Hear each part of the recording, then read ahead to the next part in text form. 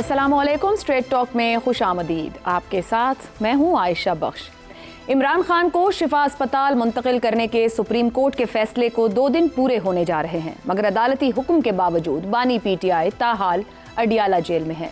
यूं ये मामला महज एक अदालती फैसले पर अमल दरामद का नहीं रहा, बल्कि हुकूमत और पाकिस्तान तहरीक इंसाफ के दरमियान एक नए कानूनी और सियासी तनाज़े की सूरत इख्तियार करता दिखाई दे रहा है।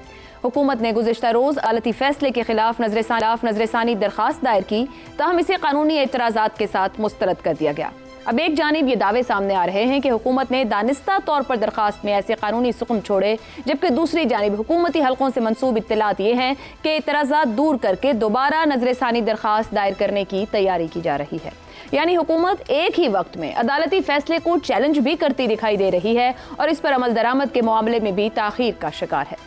पाकिस्तान तहरीक इंसाफ के रहनुमाओं का मौक़िफ़ है कि हुकूमत के पास इमरान खान को अस्पताल मुंतकिल करने के सिवा कोई रास्ता नहीं। सलमान अकरम राजा ने तो कहा है, यहाँ तक ये दावा भी किया है कि हुकूमत ने खुद अपनी नजरसानी दरखास्त वापस ली है। दूसरी तरफ शिफा अस्पताल के बजाय पिम्स अस्पताल मुंतकिल करने की बातें भी गर्दिश कर रही हैं, जिसने सूरत हाल को मजीद गंभीर बना दिया है। ऐसे में असल सवाल यही है कि हुकूमत अदालत के फैसले को चैलेंज करने की तैयारी में है या इस पर अमल दरामद की। क्या इमरान खान आज रात तक अस्पताल पहुंच जाएंगे या मामला तौहीन अदालत के मरहले में दाखिल होगा? और अगर अदालती फैसले में वाकई कानूनी सुकम हैं तो दुरुस्त नजरसानी दरखास्त बर वक्त क्यों दायर नहीं की जा रही? आखिर सियासी रहनुमाओं की मुंतकिली बाज़ औक़ात कानूनी और इंतजामी उलझाव का शिकार ही क्यों हो जाती है?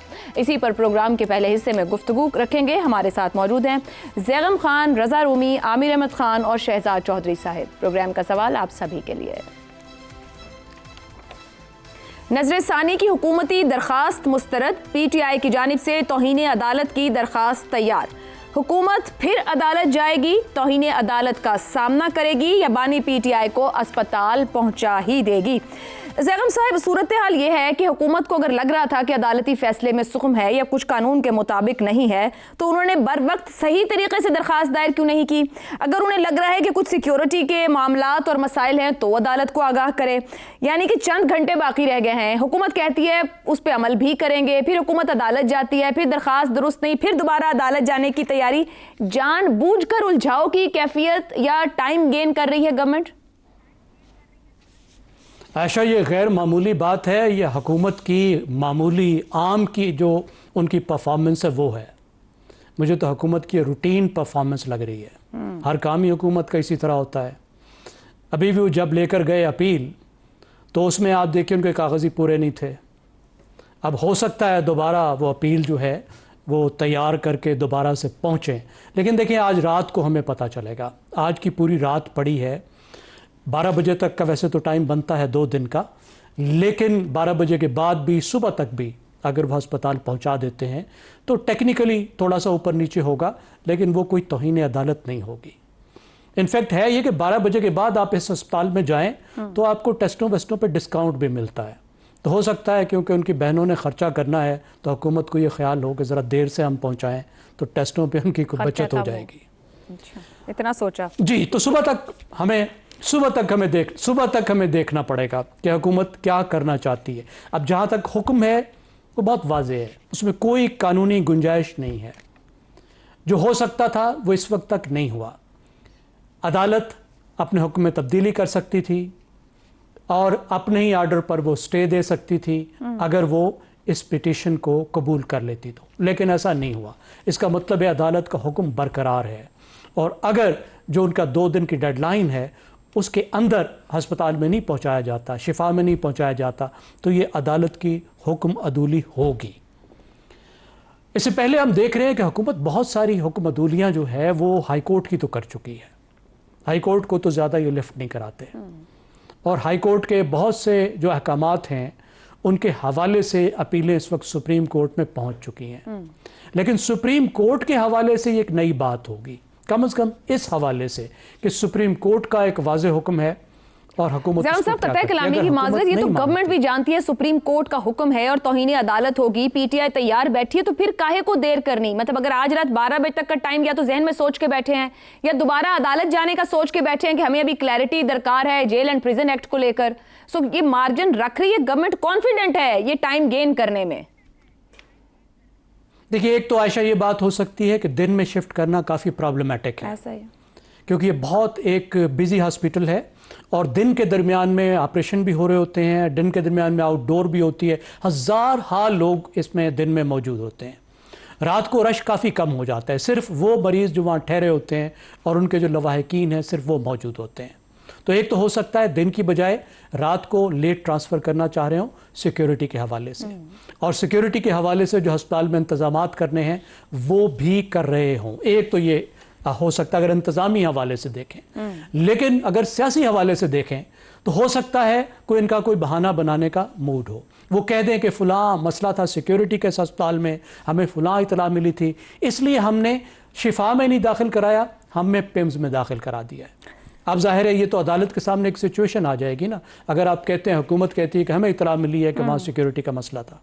अदालत ये तो नहीं कह सकती कि सिक्योरिटी के मसले के बावजूद भी आप वहाँ पे पहुँचा देते हैं। तो ये एक बहानाबाजी हुकूमत की चल सकती है। देखिए, ये वही हुकूमत है जिसने 10 माह तक अदालत के, सुप्रीम कोर्ट के वाज़े अहकामात के बावजूद KPK और पंजाब असम्बली के इलेक्शन नहीं कराए थे।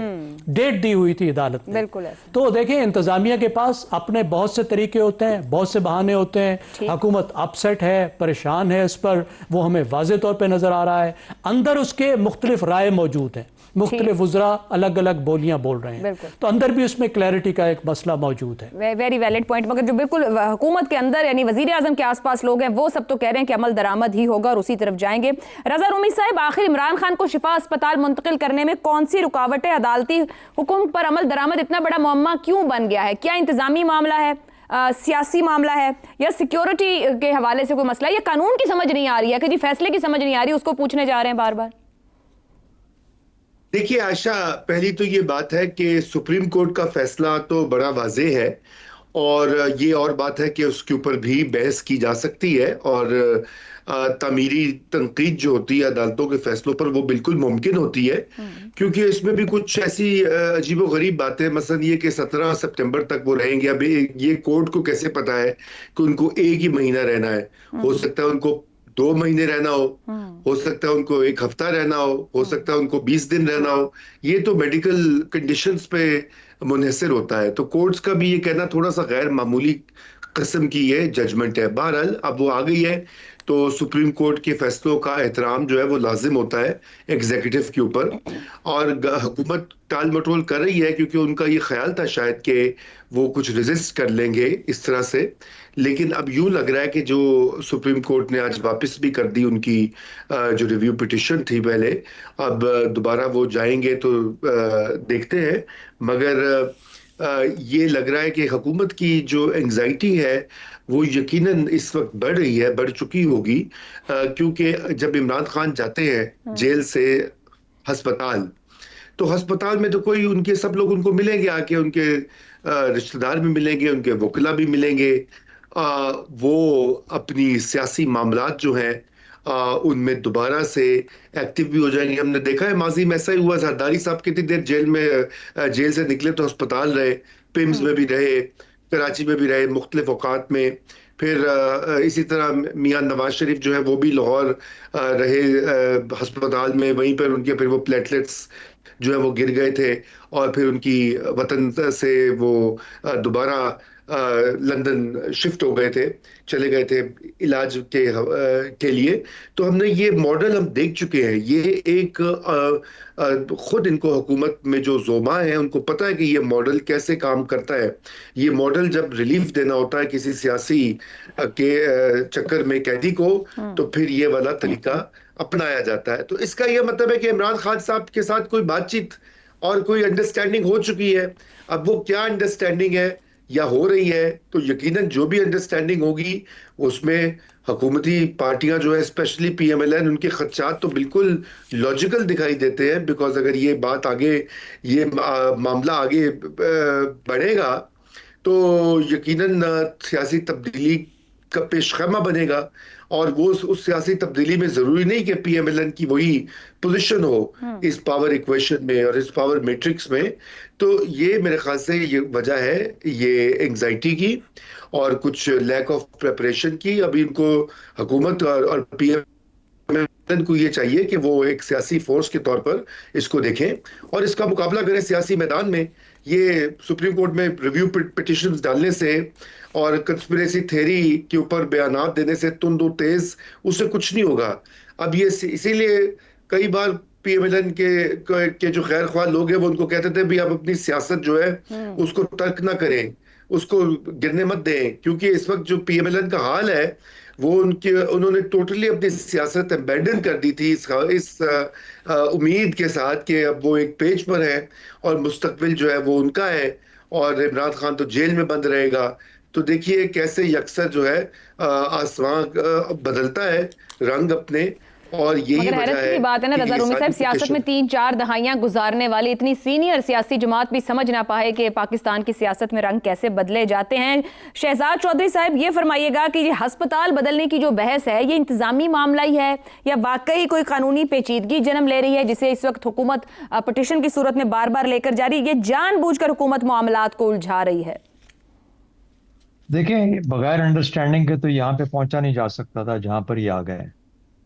यानी आज से 1 माह पहले इस किस्म की कोई इशारा तक भी नहीं था, लेकिन आज एकदम से जिस तरीके से रजा रूमी साहब भी फरमा रहे हैं, बिल्कुल एकदम से काया पलट गई।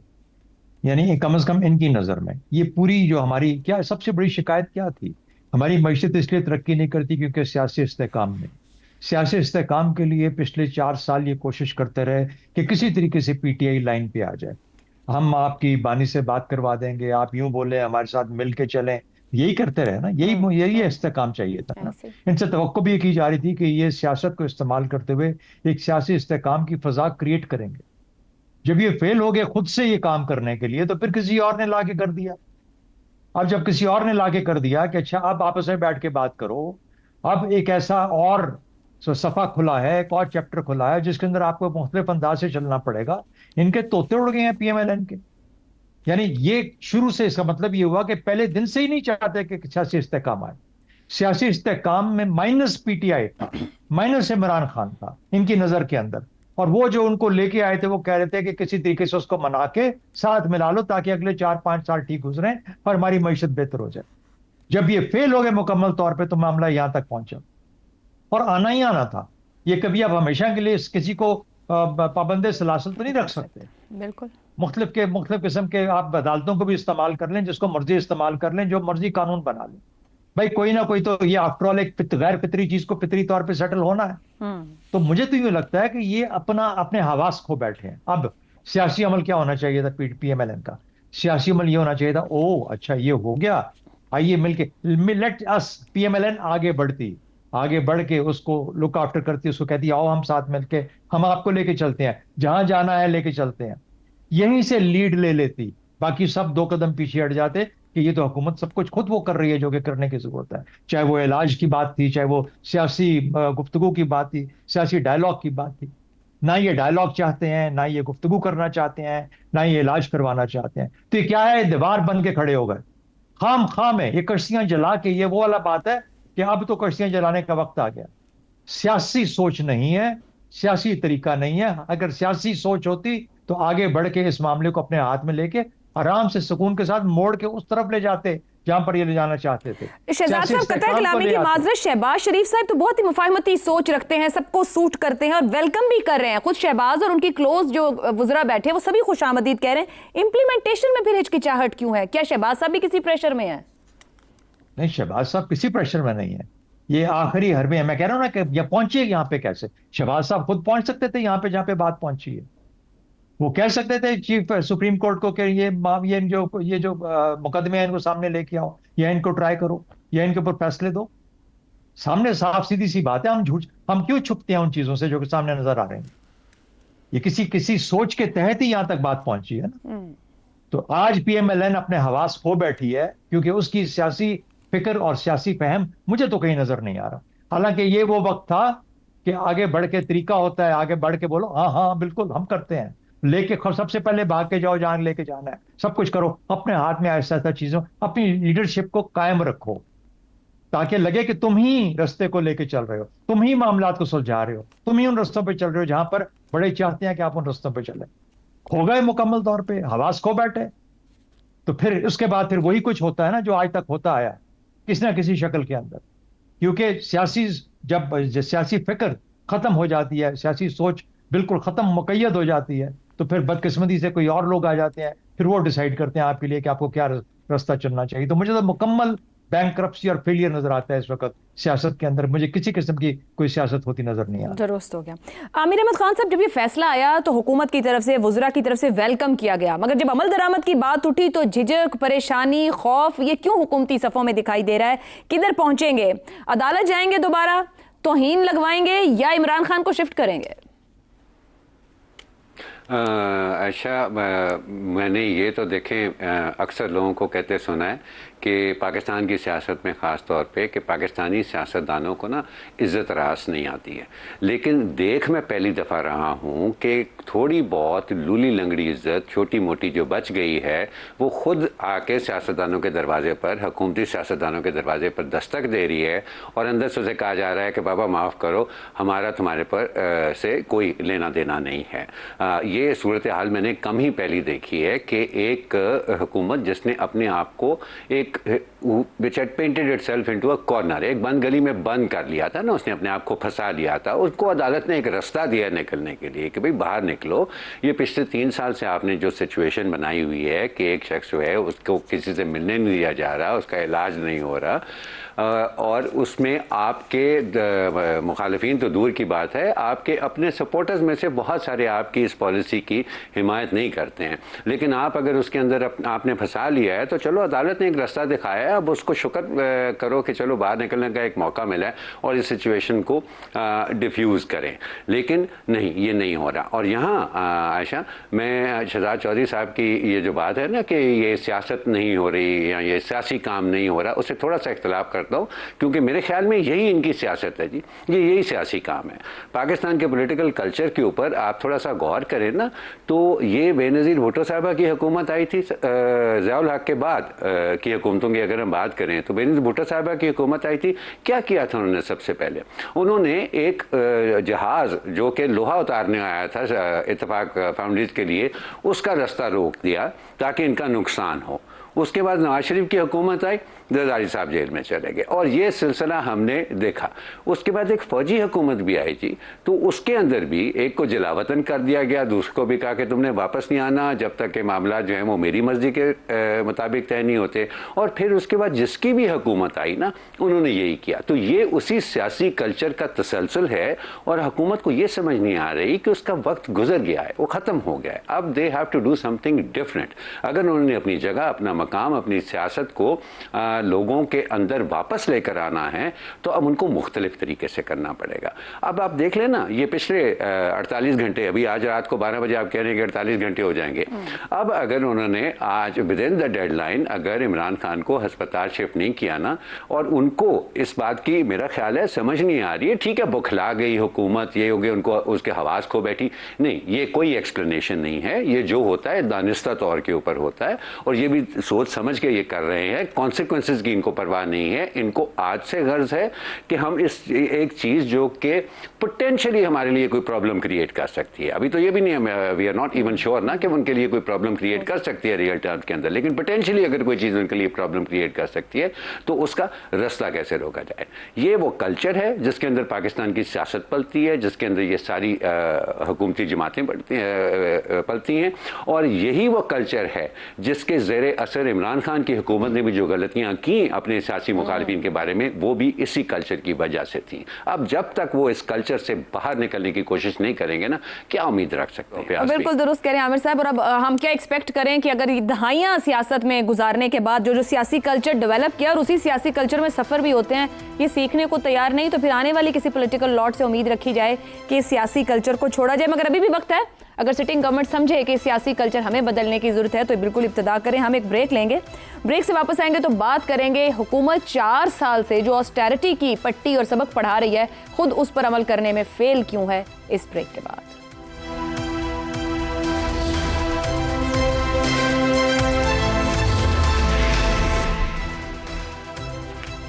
प्रोग्राम में एक बार फिर खुशामदीद।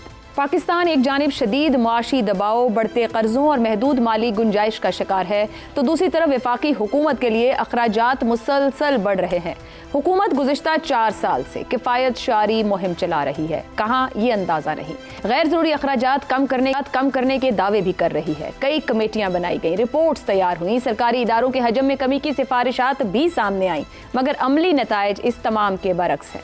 वज़ारत ख़ज़ाना की दस्तावेज़ात के मुताबिक गुज़िश्ता माली साल वफाकी हुकूमत के इंतज़ामी अखराजात करीबन 16% इजाफे के साथ 1033 अरब रुपए तक पहुँच गए हैं, जो माली साल 2024-25 में 892 अरब थे। सेनेट की ज़ैली कमेटी के मुताबिक 18वीं तरमीम के बावजूद वफाक के मुताद्दिद ऐसे शोबे और इदारे अपने पास रखे हुए हैं जो आइनी तौर पर सूबों या मुश्तरका मफादात काउंसिल के दायरे में होने चाहिए, और इसी वजह से कौमी ख़जाने पर सालाना 5 से 6 हज़ार अरब रुपए तक का इजाफी बोझ पड़ रहा है। कमेटी ने एक बार फिर करीबन 2 दर्जन वजारतें और महकमे ख़त्म करने, जबकि 1 दर्जन इदारों को मुश्तरका मफादात काउंसिल के हवाले करने की हिदायत दे दी है। सेहत, तालीम, मौसमियाती तब्दीली, आबी वसाइल, हाउसिंग, खुराक, सकाफत, रेलवे, पेट्रोलियम और प्लानिंग समेत कई वजारतों की वफाकी सतह पर मौजूदगी अब सवाल बन चुकी है। इसके साथ साथ गुज़श्ता 28 माह में वफाकी हुकूमत के कर्ज में करीबन 19,000 अरब रुपए का इजाफा हुआ है। एक तरफ हुकूमत माली खसारा पूरा करने के लिए कभी IMF की शराइत मानने, कभी मजीद कर्ज लेने और कभी सूबों से तरक्याती वसाइल और सरप्लस मांगने पर मजबूर है, तो दूसरी जानिब सालाना हज़ारों अरब रुपए गैर ज़रूरी वफाकी ढांचे में ज़ाया हो रहे हैं। तो फिर किफ़ायत शुमारी मुहिम आखिर कहाँ है, किसके लिए है? साल की कमेटियों, सिफारिशात और ऐलानात के बावजूद अगर अखराजात बढ़ रहे हैं तो मसला वसाइल की कमी का तो नहीं है, या फिर हुकूमत की रिफॉर्म्स पर अमल दरामद की सलाहियत है, या सियासी अज़्म का फुक़दान? क्या मजीद कर्ज लेने से पहले अपने ही निज़ाम के वो अखराजात ख़त्म नहीं करने चाहिए जिन्हें खुद पार्लिमानी कमेटी बार बार गैर ज़रूरी करार दे रही है? इसी पर पैनल की राय आपके सामने रखेंगे। 18वीं तरमीम के 1.5 दहाई बाद भी इख्तियारात और इदारे वफाक के पास सालाना 6,000 अरब का इजाफी बोझ। क्या मुआशी बहरान दरअसल वसाइल की कमी नहीं बल्कि रियासत के गैर ज़रूरी अखराजात और इस्लाहात से फरार का बहरान है?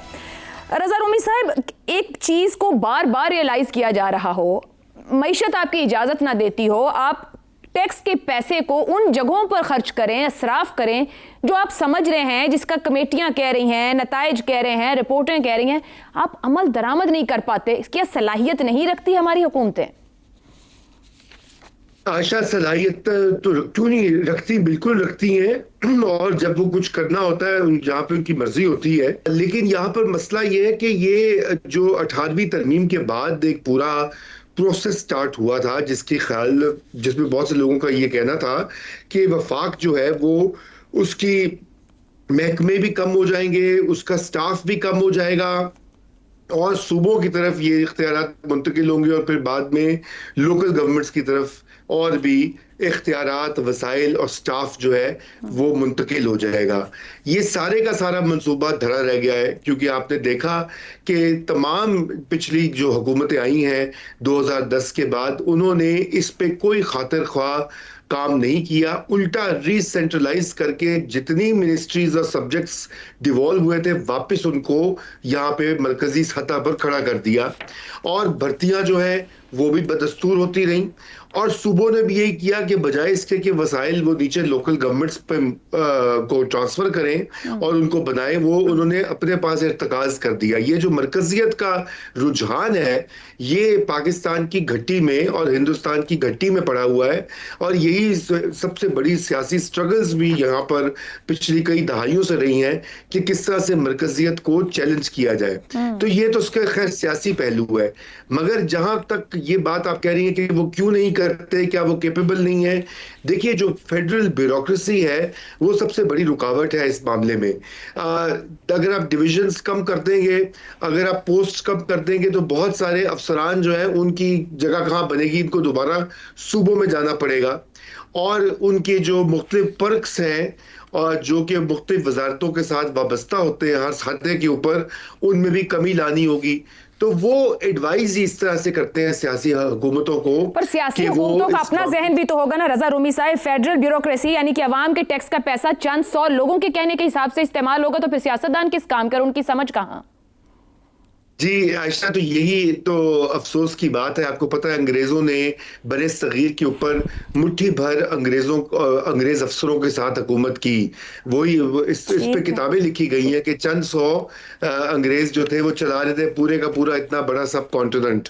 तो आज भी क्या बदला है? वही बात है कि जो सर्विसेज हैं, जो ब्यूरोक्रेटिक एलीट है, वो सियासतदानों को चलाती है। सियासतदान उनके ऊपर इन्हिसार करते जी। हैं और जो उनकी कहा होता है वो मानते हैं। ठीक। और इसमें एक फाइनल नुक्ता मैं ये भी ऐड कर दूं कि जो बहुत सारे डोनर्स हैं, हाँ। ये जो पाकिस्तान को इमदाद देते हैं, इनकी भी मसाइल है। ये भी चाहते हैं कि फेडरल लेवल के ऊपर वो डील करें। अगर क्लाइमेट चेंज है या कोई और शोबा है, वो उनको बिल्कुल दुरुस्त हो सूबों के गया, पास लेकिन डोनर्स की भी तो सूबों की मजबूरी है ना बात कि करना। जो प्रॉमिस किए जाते हैं, जिस तरीके से दिया जाता है, हम ना उसको अकाउंटेबल करते हैं और ना उनको फेयर सूरत हाल देते हैं। शहजाद चौधरी साहब, सेनेट कमेटी ने यह भी कहा, जो कि और भी बहुत सी जगहों से आवाजें आजकल सिस्टम पर आ रही हैं, कि सिस्टम को रीसेट करने की जरूरत है। अब सवाल यह है कि ये इंतजामी मसाइल हल ही नहीं करते हैं, तो मजीद कितना वक्त चाहिए इस हुकूमत और निज़ाम को रीसेट होने की, समझ की तरफ बढ़ने के लिए? देखिए, रीसेट क्यों नहीं होने देते? कौन रीसेट नहीं करता? मैं और आप नहीं करते, या कोई और यहाँ पे हुकूमत के बाहर बैठा हुआ है जो उनको करने नहीं दे रहा? जो हुकूमत है, इसी ने रीसेट करना है इस चीज को। रीसेट का मतलब क्या है? रीसेट की डेफिनेशन क्या है? ये हमें बताते क्यों नहीं है कि उनका रीसेट से क्या मतलब है? ये खुद क्यों नहीं एम्पलीफाई करते कि रीसेट का मतलब क्या है? देखिए, 35 करोड़ का मुल्क है अमेरिका। 35 करोड़, हम 25 करोड़ हैं। 10 करोड़ ज्यादा लोग वहां बसते हैं। 11 गुना बड़ा एरिया है उसका, पाकिस्तान से 11 गुना बड़ा मुल्क। 15 वजीर हैं उनके, कैबिनेट के मेंबर्स जो हैं। ये तो समझ आने, आप वो कह सकते हैं प्रेसिडेंशियल फॉर्म ऑफ गवर्नमेंट है, ये है वो है, कहानियां सुनाने को सब सुना सकते हैं। लेकिन जहां पर आपको ये पोजीशनें चाहिए, आपको ये तमाम जगह चाहिए, इसलिए आप सूबों को देके वापस ले रहे हैं, ताकि अपने क्रोनीज को, अपने दोस्तों को, अपने रिश्तेदारों को वहां बिठाना है। ये जगह अगर चली जाएंगी, सूबे ले जाएंगे, तो फिर वहां पे फिर सूबे में भी इस वक्त चल रहा है निजाम इसी तरीके से, और वफाक में भी चल रहा है। तो क्रोनिज्म की सबसे बड़ी मिसाल ये देखिए, हुकूमत क्या है? हुकूमत एक हलवाई की दुकान है। इसमें हर आने वाला अपने नाना जी की फातिहा खुले आम आराम से यहाँ पे पढ़ के जाता है। ये है हकीकत हमारे मुल्क की। We need to face up to the realities यार। हम कब तक ये इसके ऊपर पर्दे डालते रहेंगे? झूठ काफी हो गया यार। हमने बड़े बड़े अब तज्जिए कर लिया यहाँ बैठ के। सीधी सी बात है, ना सूबे अपना काम करते हैं, ना वफाक भी छोड़ता है, और सूबे इसलिए नहीं करते कि सूबों को हैंड आउट है, इतने पैसे मिलेंगे तो हम काम कर लेंगे। मुझे बताइए, इंडिया की कोई रियासत हो, अमेरिका कोई रियासत हो, वो क्या फेडरल गवर्नमेंट के हैंड आउट पे बैठी हुई है? कभी सुना है आपने कि कराला जो है वो कितने उसको हैंड आउट मिलेगा तो उसके बाद वहां पे कांग्रेस की गवर्नमेंट अपना काम कर पाएगी, या for that matter any other state? यानी ये सिर्फ पाकिस्तान का ही कमाल है कि वो उस मिठाई बटती जा रही है और रेवड़ियां बट रही हैं, और सब उधर जहां जा सकता है वहां तक जा रहा है उसका असर। तो मेरा अपना ख्याल ये है कि ये फेलियर है, आउटराइट फेलियर है इनकी नीयतों का, इनके करतूतों का, इनके मकसद का। और ये नहीं पाकिस्तान को रन कर पाए उस तरह से जिस तरीके से करना चाहिए था, और जिस नीयत के साथ करना चाहिए था, ताकि पाकिस्तान के लोगों का भला हो पाता। दुरुस्त हो गया जी। एक ब्रेक लेते हैं। ये नहीं कर पाए तो कम से कम ये मान ही जाएं कि इनसे नहीं हो रहा और जगह को छोड़ें। ब्रेक के बाद गुफ्तगू आगे बढ़ाते हैं।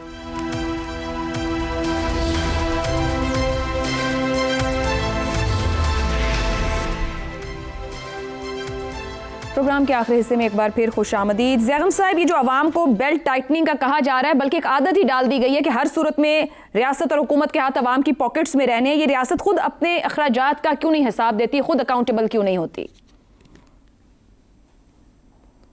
आयशा, अवाम अपनी कितनी बेल्ट टाइटनिंग करे, वो दिल्ली के किसी शायर ने कहा था ना कि मेरे तो सनम की कमर ही नहीं है, खुदा जाने नाला कहाँ बांधता है। तो अवाम की कमर ही नहीं बची, वो बेल्ट टाइटनिंग किधर करें? देखिए, इस्लामाबाद की जो बहादुर शाह ज़फ़र की सल्तनत है 18वीं तरमीम के बाद, वो है चुंगी नंबर 26 से 12 कहू और फैज़ाबाद से दामन कोह तक। 1 घंटे में आप गाड़ी पे चक्कर लगा सकते हैं इस सल्तनत का। और इस सल्तनत को, खाली इस्लामाबाद की मैं बात कर रहा हूँ, इसको चलाने के लिए कितने डिपार्टमेंट हैं आप गिन नहीं सकते। कितने सेक्रेटरी हैं, कितने वज़ीर हैं, कितने बाबूज़ हैं, आईजी है तो फिर कितने डीआईजीज़ और कितने एसपी हैं, आप गिन नहीं सकते इसी सल्तनत को चलाने के लिए। और हालत पता है क्या है?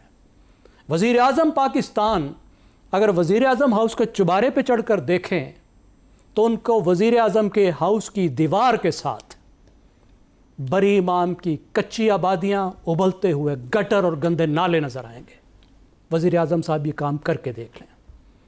ये है इफ़ेक्टिवनेस गवर्नमेंट की। खर्च का आप हिसाब नहीं लगा सकते। ये तो इस्लामाबाद की बात है। और मुट्ठी में रखना है सब कुछ, छोड़ना कुछ नहीं है।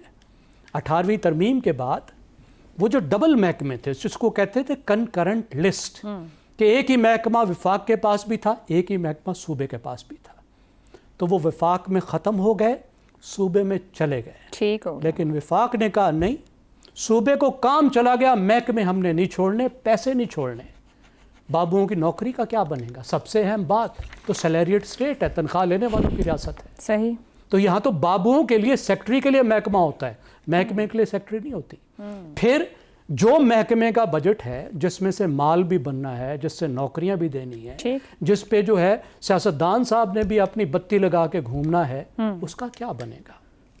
तो ना तो मुअस्सर अदारों पर तवज्जो है, इफेक्टिव डिपार्टमेंट्स पर, ना मुअस्सर हुकूमत पर, ना मुअस्सर रियासत पर। ठीक और हो। रुल रहे हैं पाकिस्तान के अवाम। सही।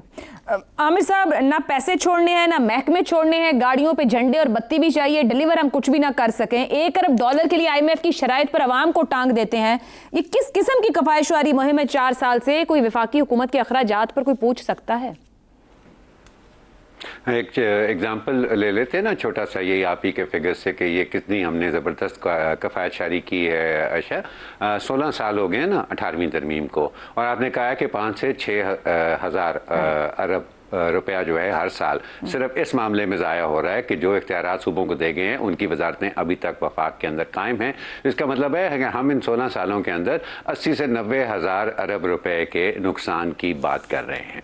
अब ये मामला जो है, मेरा ख्याल है ये तंज से बहुत आगे चला गया है कि हम सिर्फ तंज करके हुकूमत के ऊपर जो है वो खामोश हो जाएं। ये अब पाकिस्तान के लिए एक तरह का सर्वाइवल क्राइसिस बन गया है। लेकिन हालात हमारे अभी तक ऐसे हैं। मैं एक दफ़ा अपने एक इकोनॉमिस्ट से बात कर रहा था जो हुकूमत की मुशावरत कर रहे थे डाउन साइजिंग के मामले पे, तो उन्होंने कहा कि आमिर एक छोटी सी तजवीज़ हमने उनको दी, उन्होंने कमेटी बनाई हुई थी, उन्होंने कहा हमने छोटी सी तजवीज़ उनको दी कि ये जो वजारतें चली गई हैं सूबों की, उनके बहुत सारे झैली महकमे जो हैं वो ऐसे हैं जो कि किराए की बिल्डिंग्स में उनके दफातर हैं, तो कम से कम उनके लोगों को काम तो है नहीं, तो कम से कम हुकूमत उनको यही कहते कि भाई आप वर्क फ्रॉम होम कर लें ताकि हमारा किराया और वो जो मेंटेनेंस एक्सपेंडिचर है दफ्तरों का वही बच जाए। तो आगे से जवाब उनको ये मिला कि इस झंझट में कौन पड़ेगा। तो ये जो नुकसान कर रहे हैं इस मुल्क का, उसको ये झंझट समझ रहे हैं। और अफसोस की बात यह है आयशा कि सारे के सारे इसमें शामिल हैं। मैं बहुत जहां क्रेडिट देता हूं पीपल्स पार्टी को 18वीं तरमीम का, वहां मुझे बहुत बड़ी शिकायत भी उनसे है कि उन्होंने ये तरमीम कर ली थी तो डीरेगुलेशन और डिसेंट्रलाइजेशन भी वो करके जाते नहीं, लेकिन ना उन्होंने की, ना उनके बाद आने वाली जमातों ने की। और अब ये जो मुक्तदरा से हमें आई है तजवीज़ नए सूबों की भी, वहां से हमें ये तजवीज़ नहीं मिल रही कि भाई पहले तो ये 6,000 अरब रुपए बचाओ ना पाकिस्तान के, उसके बाद लोकल बॉडीज कराओ, फिर प्रोविंसेस की बात करेंगे। तो नहीं, इस तरफ कोई नहीं देखता जी। तो बस गुफ्तगू यहाँ तक पहुंची कि आइए मिलकर अफसोस करते हैं कि गुज़श्ता 16 साल में 80 से 90 हज़ार अरब रुपया हमने ज़ाया किया और नतीजे में आवाम मजीद गरीब, महंगाई कई सौ गुना बढ़ी, नौकरियां नापैद और जो रिसोर्सेज बास्केट थी वो भी श्रिंक हो गई। आइए बैठ के सोचें कि हम क्या अकल समझ का इस्तेमाल करते हैं। इजाज़त दीजिए, अल्लाह हाफ़िज़।